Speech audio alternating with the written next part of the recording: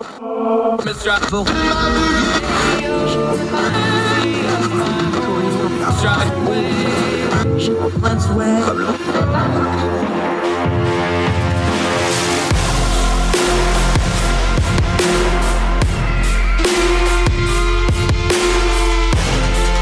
your host, Andrew Donaldson. This is Heard Tell. Welcome back to Heard Tell. Thank you so much for giving us the most precious thing you have, your time. As we do what we always try to do, turn down the noise of the news cycle, get to the information we need to discern the times we live in a little bit better, skip the caterwauling, skip the nonsense. We got a lot to cover today. There's a sex abuse scandal in the Coast Guard that has been going on for decades, really, and been covered up for at least the last 4 years, and now it's out. We're going to talk about that. We're going to do Over Yonder News. We're going to span the globe a little bit, find out what's going on overseas. A lot of stories there to cover. Ethan Brown, our good friend from the Sweaty Penguin podcast, has joined us. We're going to talk about the wildfires and climate change and how they are and are not related, especially how they are being covered in the media and how we actually have thousands of years of history on how to prevent and deal with forest fires. And no, it's not just Smokey Bear. But first, I want to deal with something that has once again happened. Ohio had an election.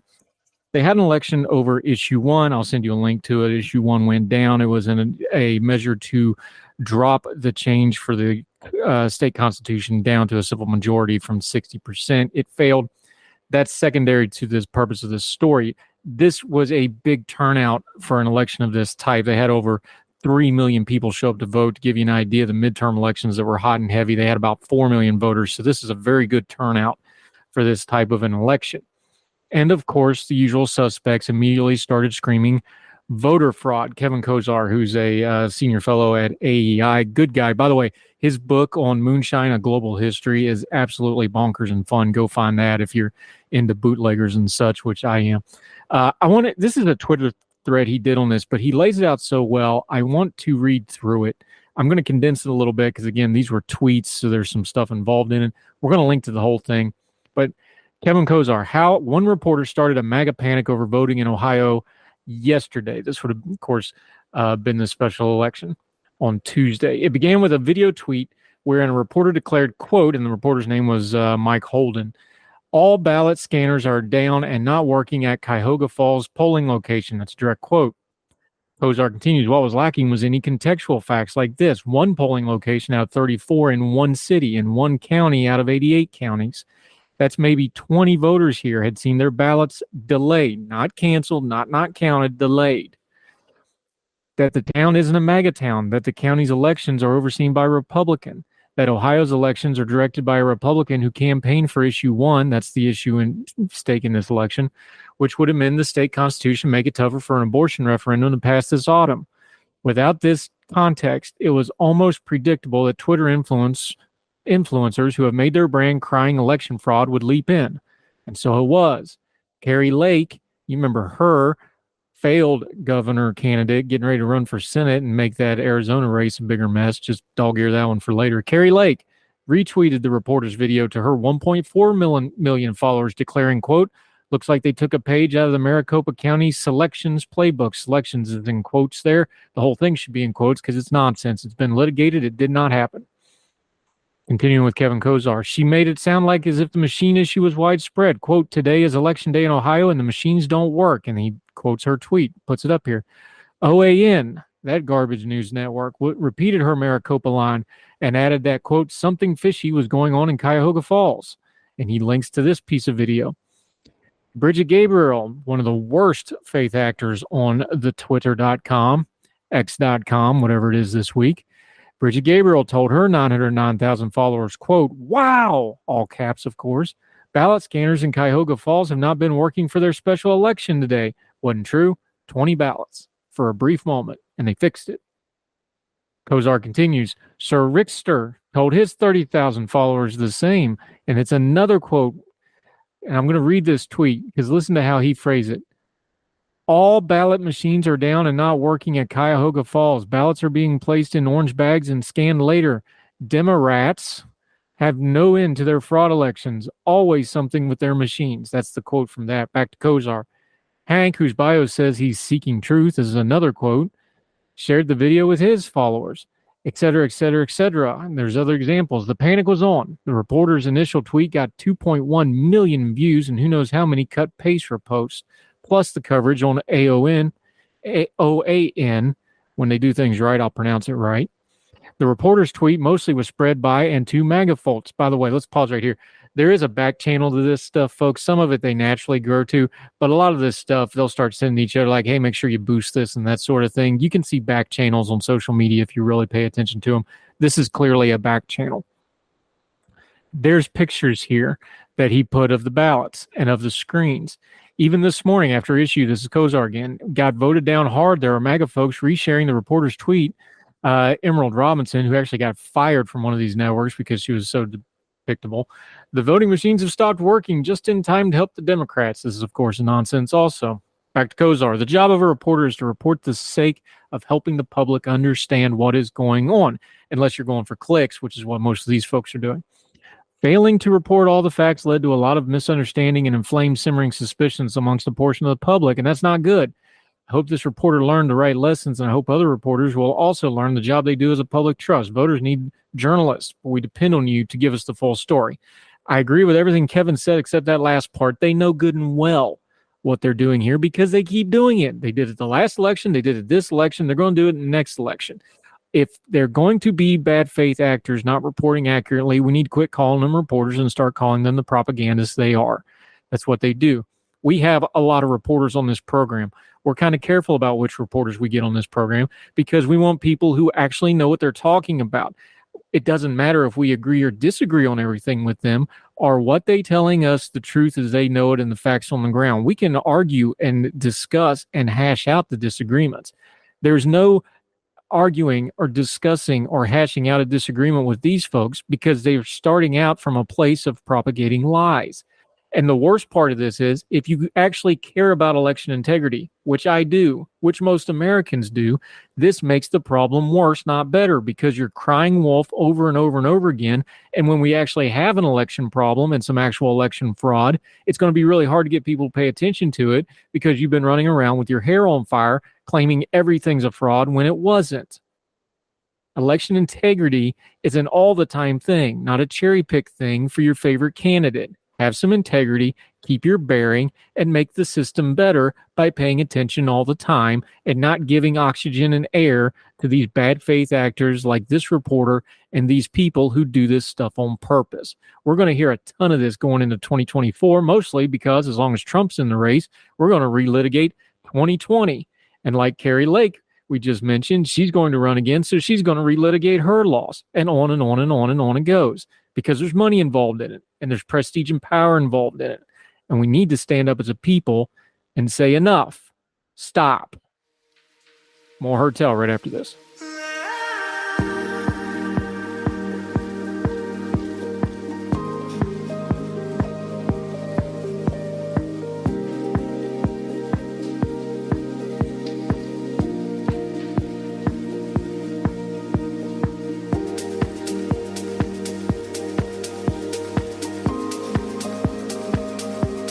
Going back to Hertel, this is unacceptable, this story we're going to cover here, and it should be more unacceptable because it keeps happening, and we keep finding this out. There is no excuse for this to be going on in this day and age, and yet it keeps happening. In this particular case, it's yet another uniformed service of the United States of America with a secret investigation of sexual assaults that has been buried, covered up, and not handled correctly.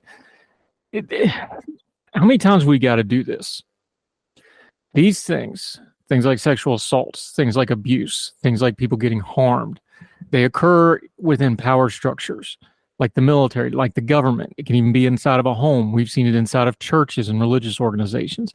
The power structures create the environment for bad people to do really bad things. And then other people end up doing bad things, sometimes unintentionally and sometimes maliciously, because they get wrapped up in protecting the power structure or their own position or the service or the church or the family, or in this case, the Coast Guard or the country. There's always an excuse. And it all goes back to these power structures. But let's go to CNN. The former Coast Guard head, the headline reads, covered up secret investigations into sexual assaults at the Coast Guard Academy. The Academy. This is where people are supposed to be melded and formed and educated to become the next leaders of the Coast Guard, a very important service that this country has. CNN. We'll link to the whole piece. I'm going to read part of it. The then leader of the U.S. Coast Guard covered up an explosive investigation 4 years ago into rapes and sexual assaults at the agency's academy, despite prior plans by top officials to come clean about the inquiry. A CNN investigation found Commander Carl Schultz took charge of the agency in June of 2018. As the secret investigation, dubbed Operation Fouled Anchor, was concluding, the inquiry revealed a dark history of sexual misconduct at the prestigious academy, substantiating dozens of rapes and assaults from the late 80s to the 2006. Let me read that again. Substantiating dozens of rapes and assaults from the late 80s through 2006. This is 2023. This has been buried for 4 years, stuff that happened 15 to 10 years ago. Back to CNN. The probe, the existence of which was first reported on CNN in late June, was found that the Academy's leadership had been more concerned about the school's reputation than the victims' well-being. What do we say? Power structures, right? There's always an excuse. While the report's findings were not flattering, internal records reviewed by CNN show that people involved with the investigation had made plans to brief Congress, which, by the way, has oversight, and officials at the Department of Homeland Security, which the Coast Guard is under, which has direct oversight of the Coast Guard. One internal memo shows the investigators believed Fouled Anchor's findings should be, quote, required reading for the current and future Academy leadership teams. Darn right it should be. Another detailed plan for Department of Homeland Security to be briefed in October of 2018 with a, quote, Hill brief to follow a few weeks later. That's a briefing for staffers and congressmen and or senators that, hey, this is what we plan to testify on when we are called before you to testify for oversight. Schultz's predecessor, Admiral Paul Zumkeff, said in an exclusive interview that in addition to briefing Congress and DHS, he planned to issue a public apology to the victims. The investigation had already identified, but he retired before the probe was over. He said he briefed Schultz on the matter, quote, I'm a big believer that bad news, like dead fish, doesn't get better with time. But Schultz, under Schultz, none of that happened. Now lawmakers are demanding to know why. So am I. Internal records and interviews with those involved in the investigation show that Schultz and his second-in-command, Admiral Charles Ray, failed to act on plans to share the findings with Congress and the public and maintained a veil of secrecy around the investigation. At the time, the agency was embroiled in controversy surrounding the Academy's treatment of minorities and was lobbying Congress for funding. In June of 2018, Senator Maria Cantwell of Washington State, chairman of the Senate Commerce Committee, and Tammy Baldwin of Wisconsin sent a letter to the Coast Guard saying that the committee was concerned about the Coast Guard's future to disclose the investigation, the withholding of which some has been described as intentional. There's a break in that quote, by the way. The senators argued for some level of disclosure was required by law. It is, by the way. By keeping the investigation secret, the Coast Guard avoided further scrutiny on how alleged rapists and other attackers were not held accountable at the Academy. In the wake of CNN's reporting and the congressional outrage that followed, other alleged victims began reaching out to CNN and congressional office saying they too were assaulted as cadets at the Academy but were not included in the Foul Anchored investigation. The victims, some of who attended as recently as a few years ago, said their alleged assaults drastically altered their mental health, personal relationships, and career, and while some of their attackers went on to have impressive careers in the Coast Guard and other military agencies. During the course of the probe, Coast Guard leaders guarded its secrecy to the point that officials with access to case materials had to sign non-disclosure agreements. Folks, don't sign non-disclosure agreements for anything that needs to be disclosed. Records show. It wasn't until CNN started asking questions about Fouled Anchor several months ago the Coast Guard leaders officially briefed Congress on the scope of the scandal. 4 years they waited to do that. Senator Richard Blumenthal, Democrat from Connecticut, where the Academy is based, characterized the suppression report as, quote, probably the most shameful, disgraceful incident of cover-up of sexual assault I've ever seen in the United States military ever. A congressional aide familiar with the probe said it seems Schultz and Ray made a political calculation to withhold the information. Quote, they knew. They read it. They signed off on it, the aide said. Continuing the quote, it seems like the most logical reason is that they didn't want to have a controversy under their leadership. Neither Chad Wolf, the acting secretary of the Homeland Security at the time, nor his then deputy Ken Cuccinelli recalled being briefed on the investigation, according to people familiar with the matter. Multiple sources said leadership at the agency would have expected to be briefed given the gravity of the scope. The Department of Homeland Security declined to comment, as did Schultz and Ray, who referred it to the Coast Guard. There's a lot more here. You can read the more of it. The current commandant talks about it. Her quote is, quote, "Just like a ship when it has rust, we've got pockets of rust that need to be eliminated from the organization." Sounds like there's a lot more of that. This keeps happening in our armed forces, and it keeps happening in our government, and it keeps happening in our companies, and it keeps happening in our churches and our civic organizations, and it keeps happening in families. Anywhere there is a power structure that does not have an accountability and integrity and openness to what's going on, these sorts of things start happening. People get abused, people get hurt, lives get destroyed, and then it gets excused off for the greater good of whatever the power structure that currently exists is. All these stories have that same common thread. Bad people using a power structure to do bad things. Sexual assault in the military, sexual assault in families, sexual assault in churches and in organizations. It all comes to this same thing. You can argue partisan politics and ideology and all that stuff, but that's really the JV of trying to understand why things like this happen. The power structure is where this stuff happens.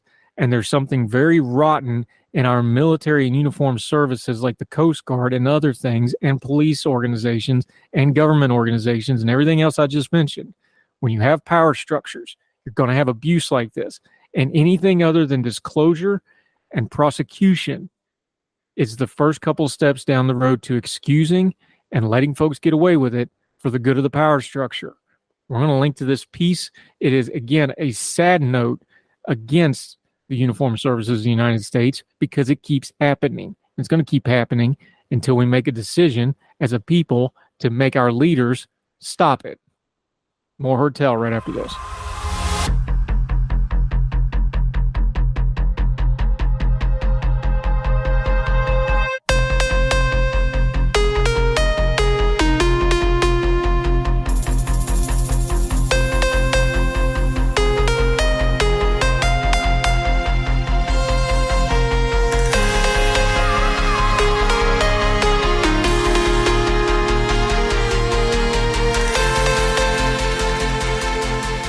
Welcome back to Heard Tell. Okay, we've started doing this. You folks have said you liked it, so we're going to keep doing it. We're going to do a little around the world. We're going to check out headlines from places around the world. Over Yonder, see what's going on. This is Over Yonder News. Let's do it.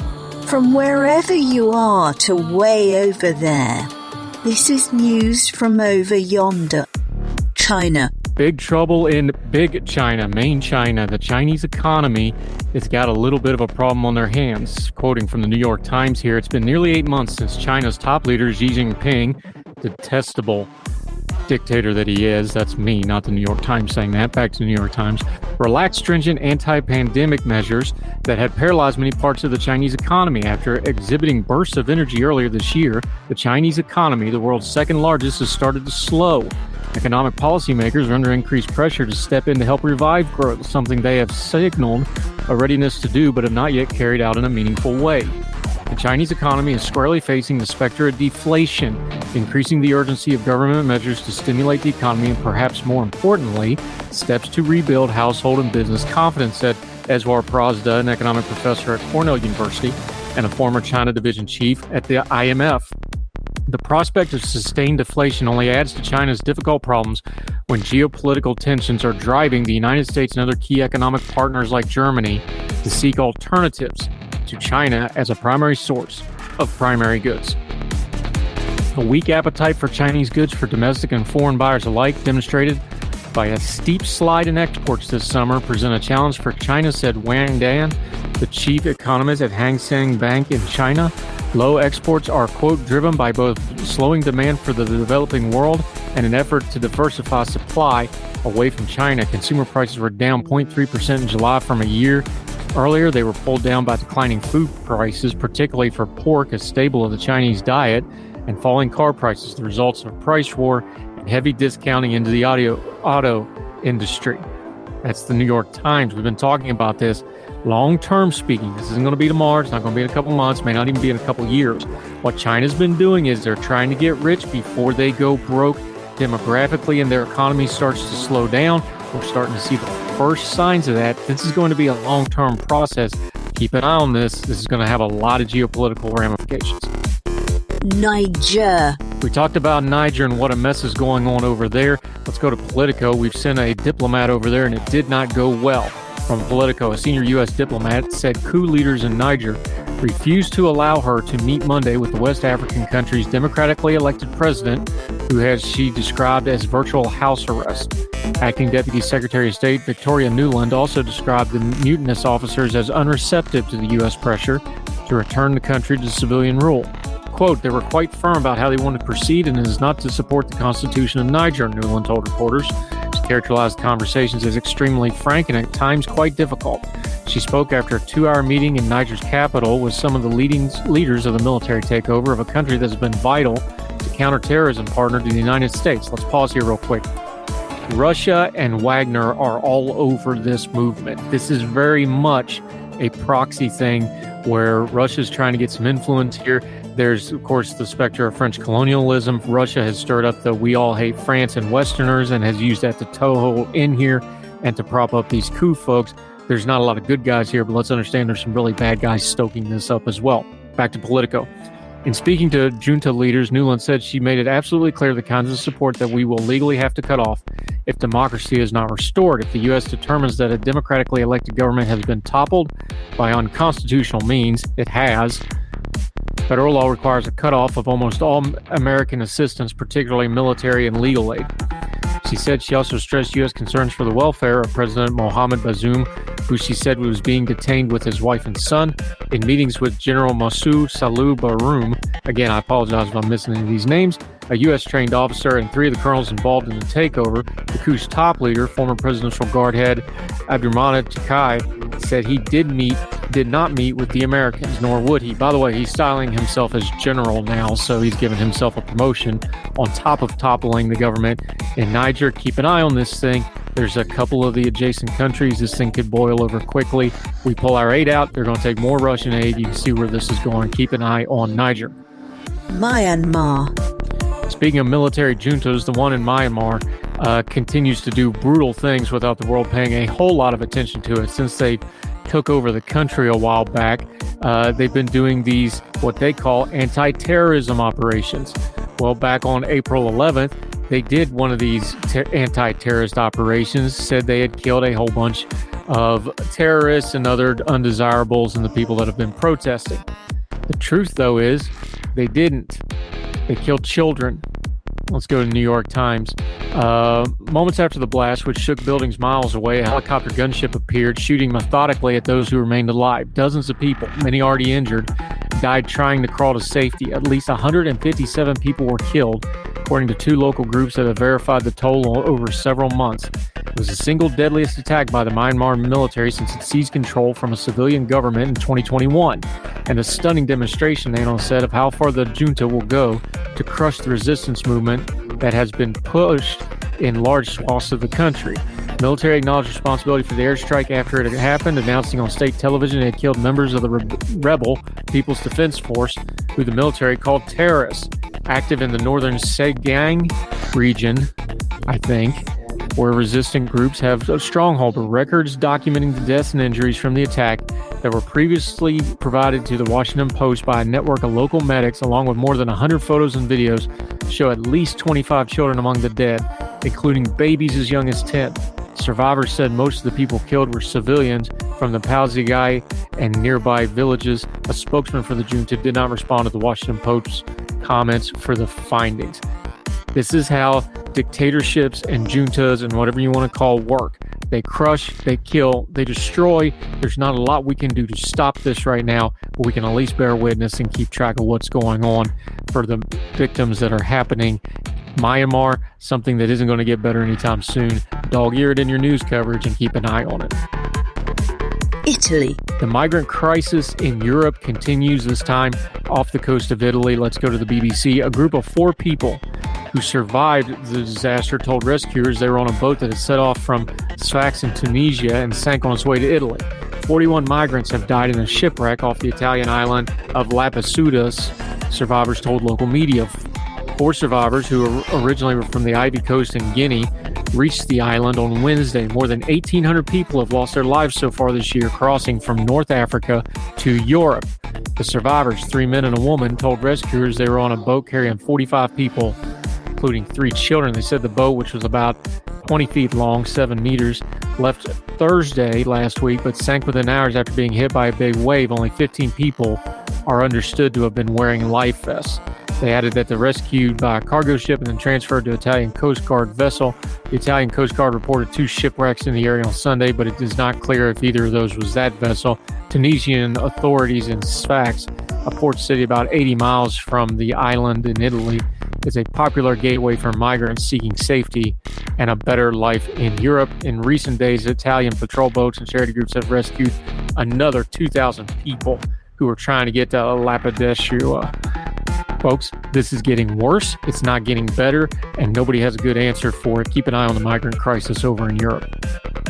Hawaii. All right, technically it's over there, but it is America. This is Hawaii. A apocalyptic amount of video coming out of the Big Island of Maui. This is CNN. Wildfires rage out of control in Maui that are so catastrophic, Hawaiians are hurtling themselves into the ocean to escape the flames. Even emergency responders might not be able to help as the infernos, fueled in part by Hurricane Dora, which is passing by, have cut off 9/11 services and communications in Maui. Our hospital system in Maui, they are overburdened with burn patients, people suffering from inhalation, said a doctor. The disaster has also wiped out power to 14,000 homes and businesses. The video of this is amazing. We're going to post the link to all these stories, including this one on CNN. You just got to see the picture and video to believe it. Lahaina has been devastated, Hansen told CNN. People jumping into the ocean to escape the flames, being rescued by the Coast Guard. All boat owners are being asked to rescue people. It's apocalyptic. A dozen people were rescued near the island. Entering the ocean due to smoke and fire conditions, individuals were transported by the Coast Guard to safe areas. It is not clear where the disaster will be headed next. Erratic winds, changing terrain, steep slopes, and dropping humidity, and the direction and location of the fire continue to make it difficult to predict path and speed of the wildfire. This fire can be a mile or more from your house, but in a minute or two, it'll be on your house. Take caution, get away from it. Burning airborne materials can also light fires a great distance away from the main body. A wall of flames destroyed businesses down Front Street. Buildings on both sides were engulfed. There was no fire trucks. I think the fire department was overwhelmed and couldn't get to it. And these are some of the most important business streets on Maui. This is horrific. Go look at it. Keep an eye on it. Be ready if you're able, when we find out, figure out if there's any way to do when aid and things like that start happening for these folks in Maui. Absolutely horrible. Pakistan. We talked last time we did Over the Yonder news about Pakistan. Well, things have gotten even funkier over there. This is deteriorating quickly. We talked about Imran Khan had been arrested previously. Now he's been convicted, and part of that conviction is they're going to rearrest him, and he's banned from politics for 5 years. The country is talking about dissolving parliament, which will lead to a general election. This is getting very, very unstable. And again, Pakistan is an important country for a lot of reasons. They've got deep ties geopolitically to Russia, Turkey, the Middle East. They have nukes. Of course, they border Afghanistan and our 20 years of mess we've got going on there. The Taliban is active. Al-Qaeda is active there. This is a boiling pot of mess that could get bad in a big old hurry. Now they're going to call for new elections. The military is the ruling power, but there is real questions about how much power they're really wielding right at the moment. Keep an eye on Pakistan. Ecuador. All right, South America, a country that, when you look at the pictures, looks like a paradise, but is a big old hot mess right now. Ecuador has a lot of problems going on. Now they're leading into a governmental election. Let's go to Al Jazeera here. A surge in violence, particularly in Ecuador's prison system, is high among voters' concerns heading to the polls. In late July, the government declared a state of emergency after dozens of people were killed in prison riots in Guayaquil. Much of the prison violence in Ecuador over the past years has been linked to groups vying for control of the drug trafficking routes. Authorities have said, quote, these elections are unusual due to the backdrop of intense anxiety stemming from organized crime, said Santiago Cadiquiza. Again, if I mispronounce these, I'm sorry. I'm doing my best. A political scientist at the International SEK University, highlighting the insecurity in the country. Around 30 candidates, including 6 of the 8 presidential candidates, are under police protection. The assassination of Agustin Entrego, mayor of the city of Manto on Ecuador's Pacific Coast province of Manabi. By the way, that's a big expat city. A lot of foreign nationals live there. Last month further raised tension. As a result, security has been a main focus of all the presidential contenders' campaign. Their varied proposals include building a maximum security prison in the Amazon, deploying signal jammers in prison, better equipping police and soldiers, and imposing higher, harsher penalties on criminals. Quote, this wave of violence provides the ideal breeding ground for security-oriented populism. Most candidates are endorsing a hardline strategy as the sole solution, says security expert Carla Alvarez. Keep an eye on this. The president that had came into power promising a lot of jobs failed to provide those jobs. The economy is having a really rough time. That's fueling a lot of this other stuff. You put violence on top of it. Bad times down in a beautiful country of Ecuador. Keep an eye as they go to the polls. This is news from over yonder. And that is news from over yonder. We love to keep a global focus and still understand that a lot of the problems in other countries, there's universal principles to this stuff. It's why we do what we do and turning down the noise of the news cycle. If you get all head up on domestic headlines and elections and politics and viral stuff, you miss what's going on in the rest of the world and understand a lot of these problems have applicable lessons and teachable moments for all of us. Plus, it's just good to be a better informed citizen of the world. More Hertel right after this.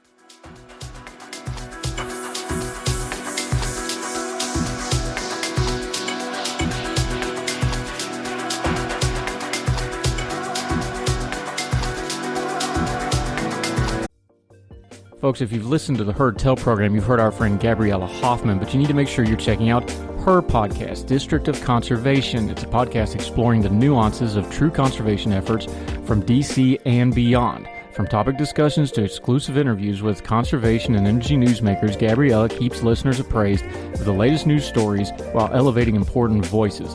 Listen to the District of Conservation on Apple Podcasts or wherever podcasts are played. Folks, you've heard of Ethan Brown on the Heard Tell show a couple of different times, but if you're interested in learning about how to discuss things like climate change without all the politics and doom and gloom, head over to his podcast, The Sweaty Penguin. Sweaty Penguin is a late-night comedy-style climate podcast working to add nuance, critical thinking, humor, and hope to the climate conversation. They got over 100 episodes already, breaking down weekly news stories and specific topics, from the vanilla to the ADHD to the international accountability to orangutans. Yes, I know, it's a comedy thing, so just go with it. But each time, exploring different ways we can make progress on these issues while still helping the economy, health, security, and everything else we care about. Feel overwhelmed, exhausted, or excluded by today's climate change discourse? This is the podcast for you. Find The Sweaty Penguin wherever you get your podcasts or at www.thesweatypenguin.com.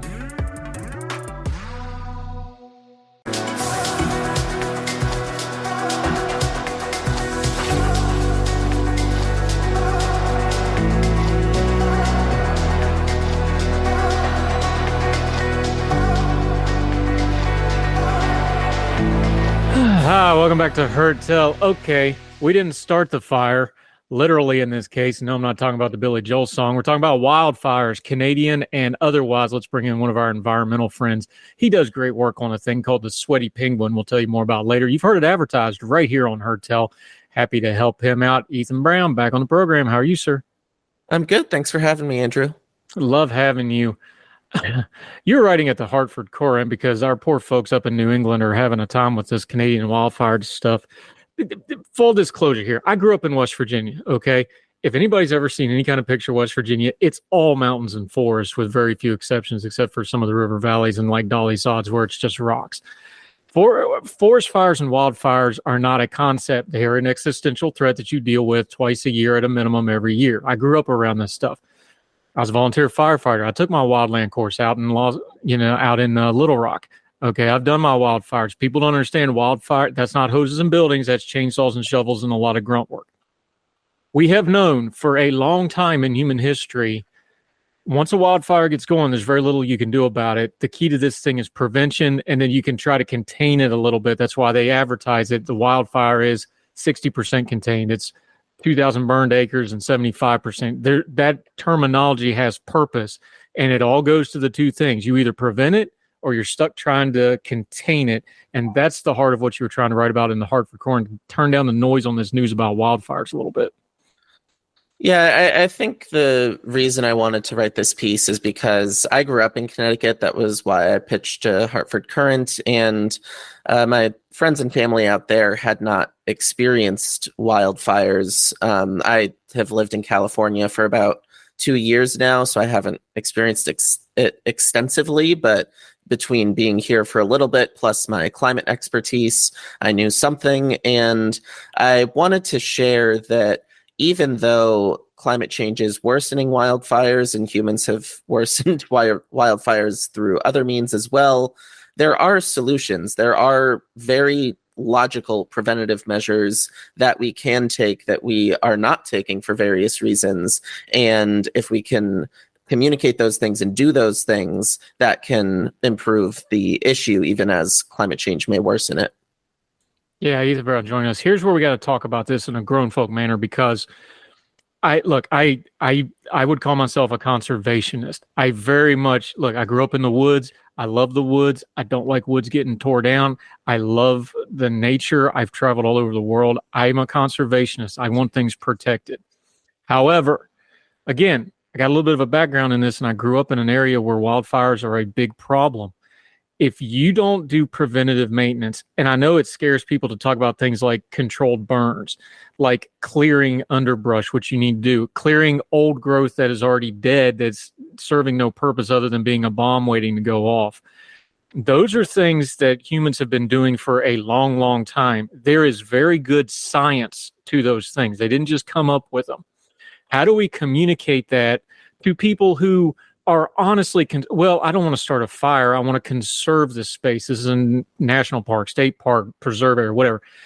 They can have an honest question of, why are we doing this? How do we communicate that this is actually good for the environment to be doing these things in the long run? Because big forest fire, bad, controlled burns and clearing underbrush, it's not the best thing in the world in your point of view if you're an environmentalist, but it's a lot better than the alternative.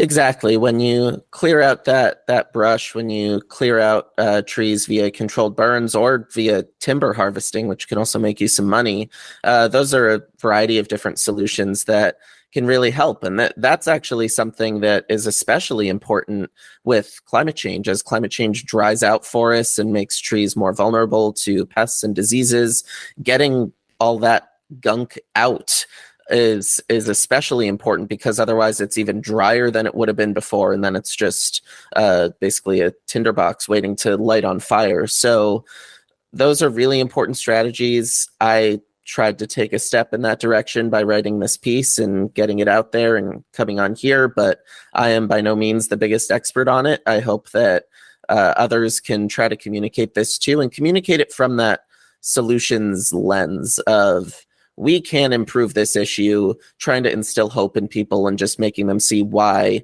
solutions like these can be really valuable.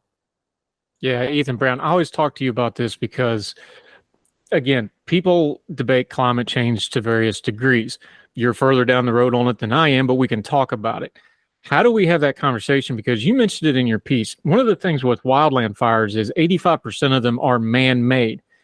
There's really no version when you boil it down that those are people that are not taking care of their environment. They're not being the old Smokey Bear ads. Only you can prevent forest fires. Well, there's a reason most forest fires are caused by humans doing really dumb or negligent things.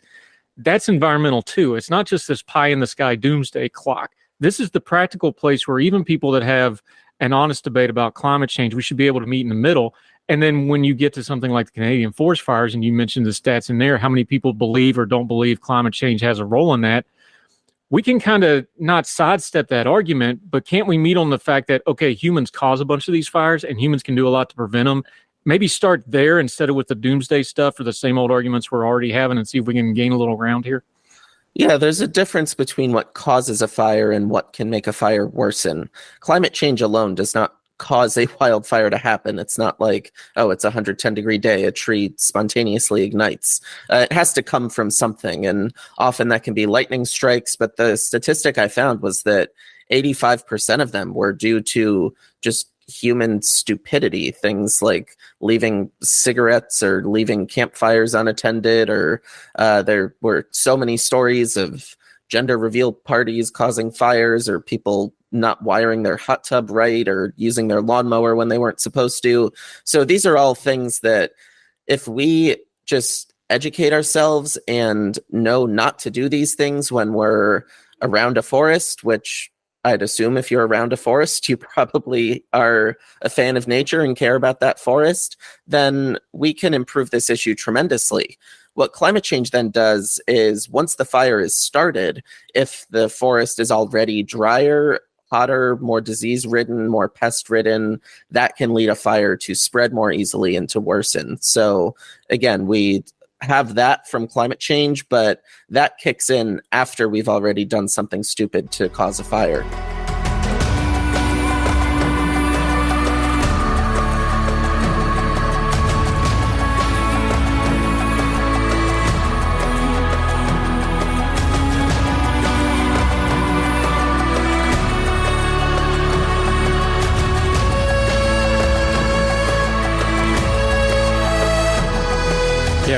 Ethan Brown, I ask you this almost every time you're on because I think this is an important part to keep harping on, because I don't think the news media, and frankly, I don't think a lot of advocates on both sides of this issue do a real good job of communicating this. This thing like the wildland fires and the forest fires, this is practical environmentalism. This is practical stuff we can do. You mentioned it at the end of your piece. This is something that locally you can do. You can contact your local, Division of Natural Resources or DHR or whatever is controlling these things. I know at Fayette County, where I write a local column back home, we just lost a wildland forest fire fighter this summer who lost his life fighting a wildland fire that was man-made, and that man got charged with murder for it, which he should have. This is practical stuff in your community. This is base level stuff. You can do this stuff. This isn't something you should just be shouting about in social media. You should be asking your local officials and your elected officials, like, hey, what's our plan for forest fire season? Because there's a season to this. What's our plan for flooding or any of these other things? Talk about practical environmentalism, because we never talk about that. We just scream the buzzwords at each other. Yeah, sure. I think this is a good example, like you say, where communities can have a big impact in their own community. I think sometimes climate change feels so global, but it very much is a local issue, as is any other environmental issue. One thing I explored in the piece a bit, which I've grown more familiar with over the last few months, is the issue of permitting and permitting reform, and how often environmental permitting procedures can block wildfire management just because it takes so long to go through the process. And by the time a forest management project gets through the process, there's already been another fire. So there are things like that that are just common sense. Why is this taking so long? Why do we have to go through this process? Certainly, it's important to know that a project helps the environment, but that process shouldn't be hurting the environment. So there's a number of things when we get into the politics as to how we can accelerate this sort of forest management, but certainly, like you said, it is a community thing. It is something we can roll our sleeves up and get done together. Yeah, Ethan Brown, tell people about Fuzzy Penguin, because you attack this stuff with a lot of humor. You go at it from a very different angle than I've found anybody else's. It's one of the reasons we keep having you on these issues. We're going to link to the piece in the Hartford Courant. You can look that up as well. Make sure you read that. That'll be on the Substack notes. Let folks know where they can find what you're doing and explain it to folks, because I really enjoy it, and I think they will too, especially people that have skepticism or have kind of got, let's just be honest, you get burnt out with people just screaming doomsday at you all the time. Talk to those folks about checking out Sweaty Penguin and hearing you out. Yeah, the Sweaty Penguin is an award-winning comedy climate program presented by PBS's National Climate Initiative, Peril and Promise. And our goal is to make climate change less overwhelming, less politicized, and more fun. So we kind of go topic by topic, news story by news story. We'll break it down, use some humor, also do a lot of focus on solutions and nuance and critical thinking, figuring out human-centric approaches. I think that our approach has been really helpful in kind of bringing down the temperature slightly, bringing down the anxiety a lot, and making people see that even though there are serious issues, there's also a lot of reason to be hopeful and a lot of common ground we can find if we just have these conversations. Yeah, and we're going to keep having you back on to continue to have them. Again, this stuff has a spectrum to it, but it gets presented as Rampart A and Rampart B, and they just throw stuff. Most people are somewhere in the middle there. So I want to keep talking about these things. We'll keep having you on, and you hear about the Sweaty Penguin being advertised right here for a reason. Go check that out. Ethan, appreciate your time, sir. Thank you so much. Thanks for having me. Always great to be here. Yes, sir.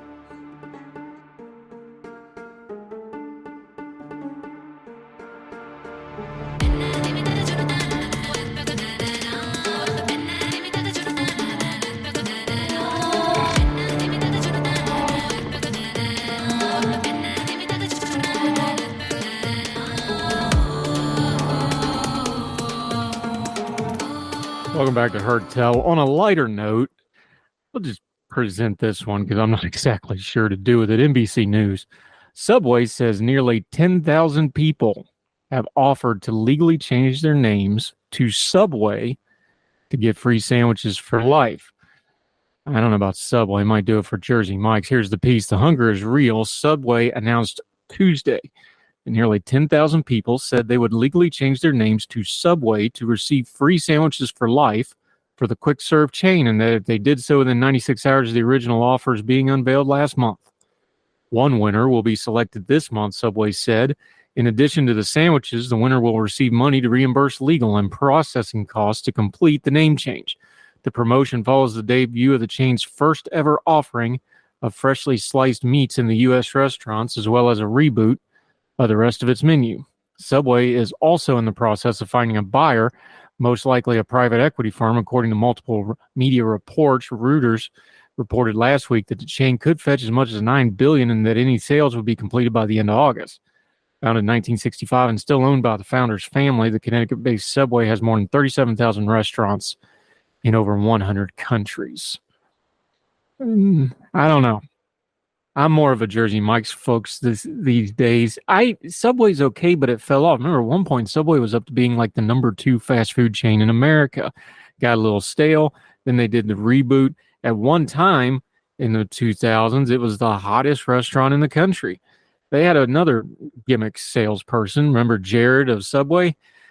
Yeah, he's still in FCI Eagleton for all his child pornography charges. Hopefully, this promotion works out a little bit better. I still think I'll stick to Jersey Mike's, though. And that'll do it for this edition of Heard Tell. Wherever you are, you can join us through whatever medium you're listening to. If you're on iTunes, Spotify, iHeartRadio, we're even on some podcasts over in India. You folks in India, we see you on the stats. Welcome. Thank you. Drop us a line. We're all over the world and on any podcasting platform you can think of. Make sure you're subscribing and or following or whatever that platform calls it. That helps us keep track of you, lets us know how you're listening to the program. Make sure we can tailor it to get it to you. Heard Tell Show or my name, Andrew Donaldson, on any of those platforms. It'll come right up. But we have a one-stop shop for everything that we do. Heardtell.substack.com. It's completely free. Subscribe. You get everything right into your inbox. Anytime I write, do a media appearance, do a new episode of Heard Tell. We also have Heard Tell specials. We're going to get back to doing the twice on Sunday recap shows. We also have a huge archive, so we're going to have some specials, some best of, things like that, and also some of the food writing from Yonder and Home. We're starting to re-up that as well. We got over 600 episodes of Heard Tell in the archive to start porting over. We're going to be working on that. So sign up for the Substack, please. Get you right in your inbox. Never miss anything. Doesn't cost you anything more than a click. Heardtell.substack.com. We sure appreciate it. And follow us on social media. Heard Tell Show on the Twitter. For the Fires, my personal Twitter handle.